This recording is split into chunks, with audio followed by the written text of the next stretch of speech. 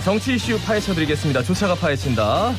경성대 조경훈 교수, 부경대 차재원 교수 오랜만에 함께합니다. 어서 오십시오. 어서 오십시오. 네, 이제 대통령 선거가 끝났고 네. 결과를 보셨을 텐데 누굴 찍으셨는지 여쭤보면 안 되겠죠, 방송에서. 말씀드릴 수도 있어요. 아니, 그러지 마세요. 그게 그럴까봐 어렵습니다. 제가 안 여쭤봅니다. 예.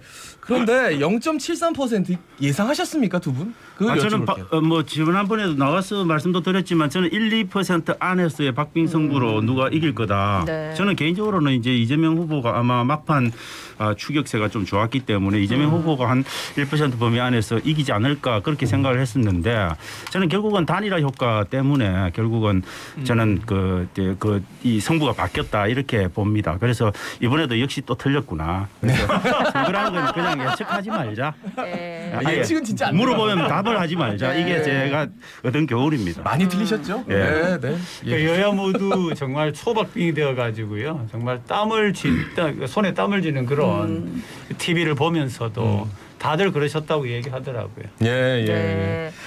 뭐 지금 조금 지났기 때문에 일주일이 네. 뭐 그 이후에는 각 지지하는 후보에 따라서 막 그 후폭풍 때문에 많은 분들이 그렇죠. 좋아하시기도 하고 힘들어도 하셨는데 지금 조금 지나가지고 네. 그 분위기는 약간 없어졌고요. 근데 이제 윤석열 당선인 취임 뒤에 국정수행 잘 할 것 같냐 하는 이 여론조사에서 보니까 잘할 것 같다는 게 50% 정도더라고요. 52.7% 나오죠. 예. 예. 그거 어떻게 보셨어요? 생각보다 굉장히 낮은 거죠. 워낙 왜냐하면 근데 정말 박빙이고 예. 또 비호감 대선이라는 것 때문에 예. 누가 됐어도 뭐 이 정도는 예상할 수 있지 않을까요? 그래도 저는 60%대는 보여줘야 되지 않았냐. 왜냐하면 이명박 대통령은 이제 747 경제 공약 이런 것 때문에 79% 정도 아마 나왔던 걸로 알고 네. 있고요. 박근혜 대통령이 좀 낮았죠. 64% 정도. 그다음에 문재인 대통령이 아마 74% 네네. 정도 나왔을 건데 그것에 비하면 너무 좀 낮은 편이 있는데 이거는 이제 워낙에 경쟁도 치열했고 네. 그다음에 아직 후폭풍이 다 가라앉지도 않았고 그다음에 좀 원래 좀 기대감이 좀 없었으니까 아마 낮은 기대감을 갖고 출발하는데 저는 그게 오히려 또 윤 후보한테 그렇죠. 윤 당선자한테는 오히려 약이 될 수도 있다. 뭐 기대를 너무 많이 하면 또 네, 깔아앉기도 실망할 수 쉬우니까 뭐 그렇게 있으니까. 생각합니다. 근데 계속 빠지는 거잖아요, 원래는. 그렇죠. 원래는 빠지는 건데 뭐 또 어떻게 보면 하다 보면 또 올라갈 올라갈 수도 있고 저는 그렇다고 올라갈 수 있는 범위가 또 넓어졌다. 네. 오히려 기대치가 낮으니까 네네. 당선인 쪽으로서는 부담이 좀 덜하고 네. 또 그렇기 때문에 인수위원장을 맡은 안철수 위원장 같은 경우에 네. 1번이 겸손이다. 겸손으로 가자. 왜냐하면 아까 얘기하신 것처럼 그 전에 대통령들 같은 경우에 너무 높은 바람에 예. 아주 역풍을 맞았으니까 그런 것들이 저는 오히려 낮은 게 다행이지 않겠는가 그런 생각을 합니다. 예. 네. 그러면서 이제 행보를 이어오는데 대표적인 게 이제 청와대를 이제 국방부 청사로 그러니까 네. 용산으로 옮기는 것 같아요. 네. 그래서 한남동에 있는 외교부 장관 공조학이 아마 청와대 역할을 하지 않을까. 근데 이제 이 일은 국방부 청사에서 보고 그리고 두 번째는 민정수석실 폐지하겠다. 네.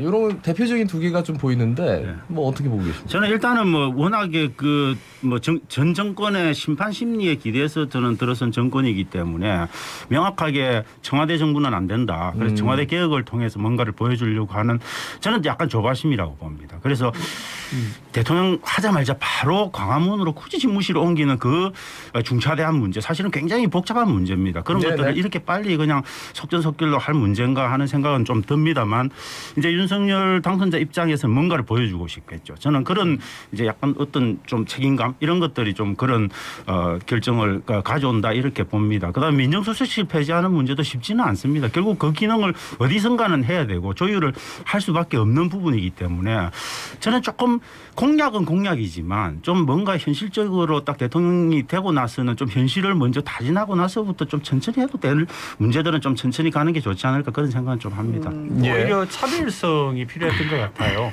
광화문 대통령이라고 하는 게 이제 지난번 정권에서도 하려고 했다가 매번 했죠, 매번. 경호상의 네. 문제 때문에 잘 안 되었는데 네네. 만약에 이번에도 그런 공약을 해놓고서는 똑같이 안 한다라고 했을 경우에는 굉장히 모양새가 좋지가 않고 지금 안 그래도 뭐 초반 지지세가 낮은데 아마 지지세가 하락했을 경우라고 생각하고 어쨌든 간에 자기가 말한 것에 대하여서는 실천하려고 하는 의지가 보여서 네네. 한편으로는 긍정적인 부분도 있다. 그래서 여러 가지 우리 부산을 위해서도 나중에 나오겠지만 공약한 그런 부분도 아마 상당히 그 전보다는 기대할 수 있지 않겠는가. 그런데 저는 이런 기대를 한번 예. 해보는 거죠. 문재인 대통령도 얼마나 옮기고 싶었겠습니까? 자기 공약이었는데. 근데 그거 심사숙고 끝에 결국은 못했거든요. 예, 그래서 예. 굉장히 그 실무적인 수준에서 굉장히 어려움이 좀 있을 수도 이게 있다. 굉장히 어려운 문제이기 때문에 어려웁니다. 왜냐하면 정권 광화문- 초반에 네네. 그러니까 조금 지지율이 있을 때 그냥 빨리 해버리는 게 뭐 오히려 그렇지 부작용이 있더라도 오히려 예, 해버리는 게 나을 수도 있긴 나을 수 한데. 있다라는 판단이 있지 않았어요? 예, 저는 아마 실무선에서는 대단히 힘들어. 예, 아마 가능성이 그런 굉장히 얘기도 높아요. 근데 맞아요. 용산에 이제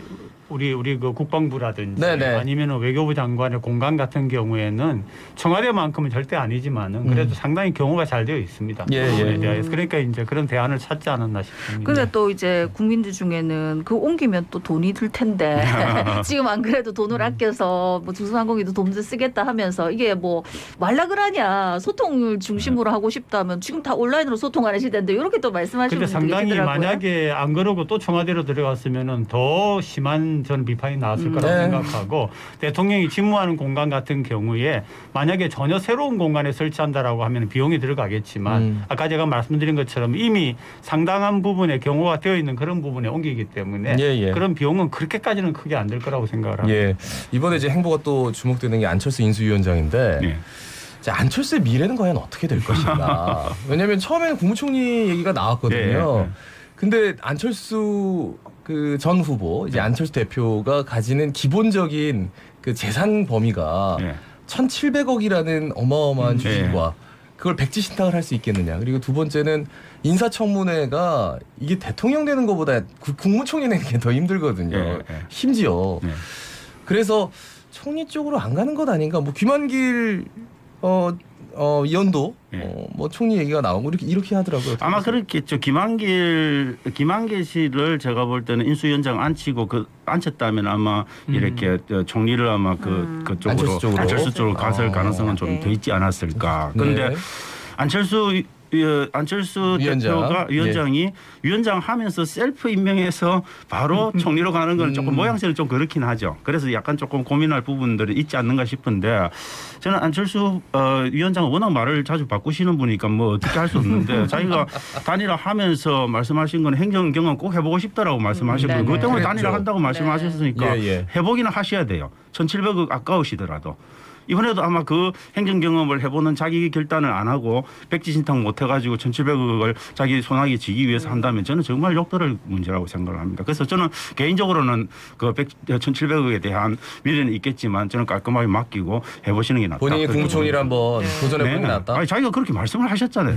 적어도 뭐 사나이가 그 정도 약속은 지키고 살아야죠. 근데 약속은 하지 않으셨어요. 아니 하셨어요. 국무총 그러니까 말씀하셨어요. 행정 경험이라고 하는 건 결국은 어떤 형태의 행정 입각이라고 뭐 장관이나 말씀하실 수 아니 있는 거죠. 경기지사 해도 행정 경험이고. 뭐 있지만 그러니까요. 대부분이 다 국무총리 정도로 생각을 하죠. 네. 그분이 경기지사 나갈 그런 지금 중량급은 아니라고 네, 봐요. 그래서 뭐 결국은 이제 다음 대선이 마지막 기회라고 생각하고 그쪽으로 갈 거고 거기에는 지금 한 서너 사람이 이미 포진을 하고 있기 때문에 거기에 방향을 맞춰서 어느 선택을 지금 하는 게 더 나은가를 저는 계산을 할 거라고 보고 계산해야 된다고 봅니다. 아마 그런 식으로 나가지 않을까 싶어요. 예, 지금은 이제 인수위원장이고 지금 뭐 여기만 집중하겠다라고 했는데 이게 또 이제 지선도 있고 해가지고 국민의힘하고 국민의당 같은 경우 합당이 좀 어떻게 되는지 합당은 그렇게 어렵지 않습니다. 뭐 우리는 합당 절차에 관한 정당의 합당 절차에 관한 법률이 딱 있습니다. 뭐 5개조로 되어 있는 그 간단한 법률대로 하면 되고 제일 중요한 거는 두 기관이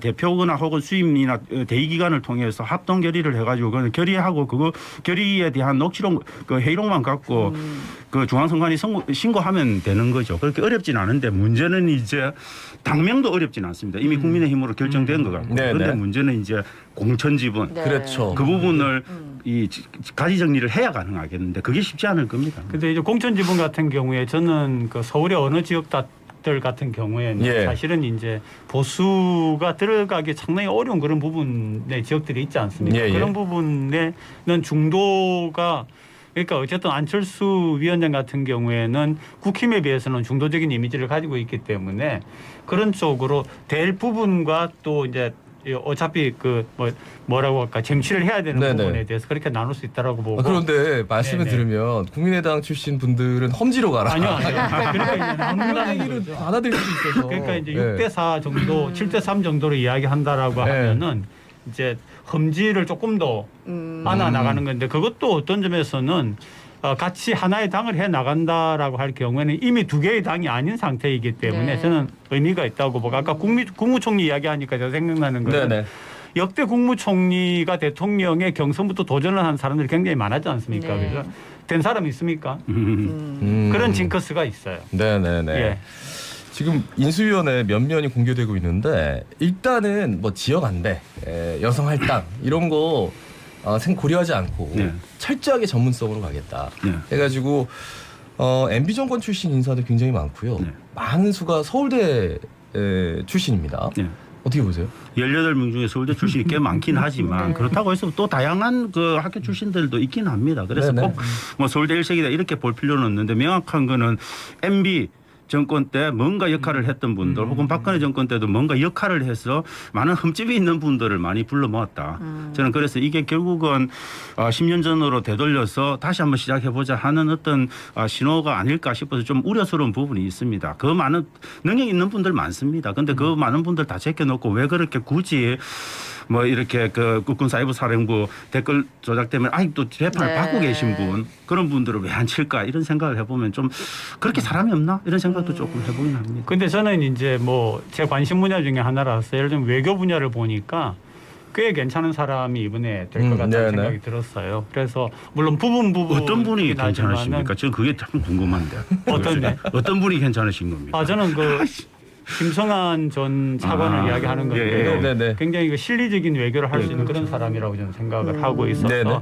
다른 부분은 전 잘 모르겠습니다. 저는 뭐 아. 경제라든지 이런 부분은 그 부분을 잘 모르기 때문에 그렇죠. 그분들이 어떤 저는 근데 김성한 근데 뭐 고대 교수님 같은 경우는 훌륭하신 분이죠. 근데 그 김성한 교수보다도 아마 더 좀 실효적인 지배, 그 외교안보분과를 실효적으로 지배하실 분은 김태호 씨입니다. 네, 그런데 네, 김태호 네. 씨 같은 경우에는 저는 대단히 문제 있는 분이다. 왜냐하면 지소미아 협정 다 밑에서 이끌고 그 비밀 협정 이끄신 분입니다. 예, 여러 예. 가지 문제가 좀 많은 부분들이 있는 거죠. 그다음에 하여튼 뭐 그 전 정권에서 많은 사실 치적을 남기고 그래서 거꾸로 하면 촛불 탄핵 정국 과정에서 굉장히 문제 있는 인사로 찍혔던 분이기 근데 때문에 굉장히 저는 매파에 속한다. 그러니까 문재인 정부 초기에 그 입각을 했던 많은 분들하고 지금 이제 새롭게 거론이 되는 많은 분들이 인지도 면에서 보면 그렇죠? 문재인 정부 초창기에 있었던 분들 굉장히 인지도가 높던 분들을 그냥 이렇게 요소요소에 썼는데 지금은 잘 몰라요. 솔직히 그러니까, 얘기하면 예. 그 차이는 좀 있는 것 그래도 같아요. 전문가들 사이에서는 꽤 인물 그러니까 이름이 전문가들 있으신 사이에서 분들이죠. 이름이 예. 있는 사람들. 예. 예. 알겠습니다. 그럼 저 더불어민주당 얘기를 좀 해볼게요. 지금 어쨌든 비대위가 꾸려졌고 공동 비대위원장, 그러니까 윤호중 원내대표가 비대위원장 한 명을 맡고 박지원 비대위원장, 그러니까 N번방 추적단 불꽃 출신의 20대의 여성 비대위원장이 나왔단 말이죠. 어떻게 보셨습니까? 저는 조금 경솔하지 않나 그런 생각을 했어요. 경솔하지 않다. 뭐냐면은 비대위라고 하는 거는 지금 현재 국면에서는 굉장히 중요한 의미를 가지고 있는데 또 이제 보여주기식 20대의 어떤 그 이대녀 같은 그런 것을 가지고 공동위원장으로 했지 않습니까? 네네. 비대위가 아니고 그렇게 나간다라고 하는 거는 지난번 선거가 박빙이기 때문에 꼭 선거가 졌다라고 이야기할 수 없지만 선거 초반에 제가 그 구성진을 보면서 해 나가는 걸 볼 적에 굉장히 이렇게 적극적으로 보여주기식이 많다라고 하는 생각을 사실은 가졌었거든요. 그 민주당에 대하여서 이번에 비대위의 구성도 그렇게 할 필요가 있었는가. 그러니까 조금 더 보여주기가 아니라 조금 더 진정성을 가지고 있는 그런 구성이어서 어땠을까 하는 아쉬움이 좀 있더라고요. 개인적으로는. 예, 저는 민주당이 진정성이 있었다면 저는 윤호중 원내대표를 비대위원장으로 가져가는 그 카드를 쓰지를 않았겠죠. 저는 진정성 없다고 보고 있고요. 그 부분에 대한 민주당 내부의 처절한 반성이 저는 있어야 되고 윤호중 원내대표도 자기 생각을 좀 해야 됩니다. 이게 과연 정말 국민들한테 어떻게 비춰질까를 고민을 해야 되고 그래서 저는 비대위 구성을 다시 한다든지 이런 좀 극단적인 고민들을 저는 그 내부에서 할 필요 있고 내부에서도 지금 잡음도 굉장히 심한 편이고 그래서 정말 뭔가 국민들에게 우리가 그래도 선거에 전 거 아닙니까? 그게 0.73% 졌더라도 전 건 전 거니까 그것에 대한 명확한 책임 의식을 갖고 완전히 물갈이하는 그런 모습들을 보여줘야 되고 저는 개인적으로는 박지원 뭐 단장이라든지 이런 분들 그다음에 2030 중심으로 해서 또 굉장히 날 생각을 세웠던 조홍천 그 의원 세우고 이런 네네. 부분들은 저는 괜찮은 부분이라고 보는데 문제는 비대위원장 누가 하느냐 이게 굉장히 중요합니다. 네. 저는 네네. 그 부분을 과거의 인물 그대로 가져갔다는 거는 철저히 반성하고 뭔가 새롭게 변신을 시도를 해야 된다. 그렇지 않으면 민주당의 미래는 저는 굉장히 찾기 어렵다. 네, 그렇게 뭐 지금, 김두관 의원도 네, 굉장히 연일 비슷하게 목소리. 네, 먼저 비판을 김두관 좀 지적이 굉장히 맞는 비판적인 거죠, 목소리를 사실은. 높이고 네, 저는 있는데 그렇다고 봅니다. 저는 굉장히 조용하게 좀 넘어가고 싶었지 않았나. 왜냐하면 그러고 싶겠죠. 지선이 바로 있기 때문에 예. 뭔가 또 분열되고 혼탁하고 갈등하는 모습을 보여준다면은 여기에서는 진짜 우리가 설 자리가 없을 수도 있다. 이런 위기의식이 작용하지 않았을까요? 그 위기의식이 있으면 그래도 이렇게 하면 안 된다? 저는 그 위기의식이 있으면 그렇게 하면 안 되는 거죠. 위기의식이 있으면 빠른 시간 안에 바꾸는 모습을 보여줘야 되는 거죠. 비대위원장 한 사람 누가 하느냐는 그렇게 중요한 문제는 아닙니다. 물론 중요하기도 하지만 근데 왜 굳이 그 야당의 가장 많은 책임에 관한 문제를 떠안던 사람을 만드는 건 저는 아니라고. 그러니까 원내대표가 비대위원장 하는 거는 좀 옳지 않아요. 저는 근데 가장 쉬운 방법이겠죠. 그렇지만 저는 그거는 민주당이 국민들한테 보여줘야 될 모습은 저는 아니다라고. 그럼 25일에 원내대표 선거하면 비대위원장 바뀔 수도 있다고 보세요? 그건 알 수 없죠. 그거는 그 윤호중 비대위원장 자신의 네. 어떤 거치 문제에 대한 자기 결단의 문제도 있고 여러 가지가 있을 수 있어요. 민주당 문제에 대해서는 저는 한마디만 하겠습니다. 예. 네. 우리 차 교수님 얘기 좀 들으세요. 윤석열 당선인이 지금 KDB 산업은행 부산이죠. 네. 굉장히 핫합니다. 네. 그리고 이동걸 회장은 뭐 대놓고 인수위에 이거 안 된다라고 반기를 들었고, 그러니까 이제 경고를 날렸어요 또 인수위에서. 어떻게 보세요? 이게 굉장히 좀 큰 문제긴 한데 부산 시민들 입장에서는. KDB 산업은행 오면 정말 좋죠. 엄청난 효과가 거죠. 있죠. 그리고 지금까지 거의 여야 가릴 것 없이 모든 지역 국회의원들이 다 갖고 오고 싶어 했지만 어려웠던 부분인 겁니다. 왜냐하면 그 내부에 KDB 산업은행 내부의 노사 전체의 어떤 경영진을 포함한 노사 전체의 반대가 너무도 강력한 거고 그렇죠. 그다음에 KDB 은행에 옮기면 결국 그 떠나는 지역의 반발도 있는 거고 네. 그 수도권의 반발도 있는 거고 그리고 다른 데서도 원주라든지 이런 데서도 노리고 있습니다. 다른 지역에서는 왜 우리는 안 줘?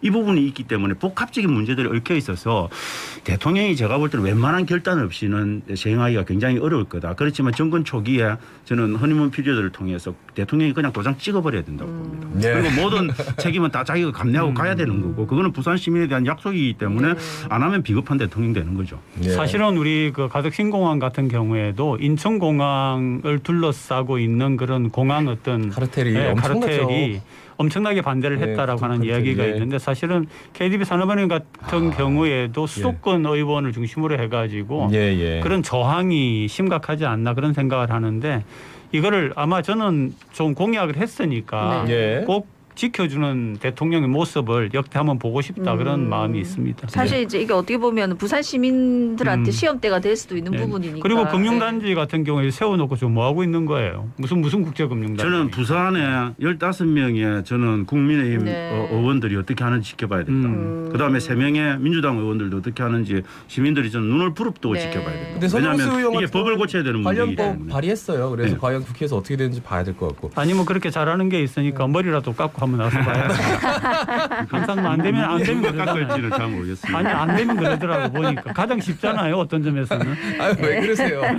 왜 무슨 머리를 이렇게 자르라고 그래요? 네, 오늘 이제 청와대에서 윤석열 당선인하고 문재인 대통령 만나는데 뭐 며칠 전부터 계속 MP 사면 얘기를 하고 있는데 어떻게 보십니까? 근데 오늘 그 들리는 아침 뉴스를 들어보니까 네. 오늘 만나는 거 아마 일정이 조금 또 바뀌는 것 같더라고요 보니까 그게 좀 이게 그 일정도 지금 불편할 정도로 내부적인 조율이 잘 안 되고 안 있는 되고 거죠. 있는 거죠. 예. 그래서 예. 제가 볼 때 아마 사면 문제, 네, 사면에 누구를 끼워 넣을 건가, 네. 사면을 할 건가 말 건가 이 문제를 갖고 아직은 제대로 가닥이 안 잡혀 있기 때문에 근데 만나기 훨씬 어렵지 탄회하게 않을까. 만나서 비공식 만찬이고 네. 네. 허물 없이 만난다면 네.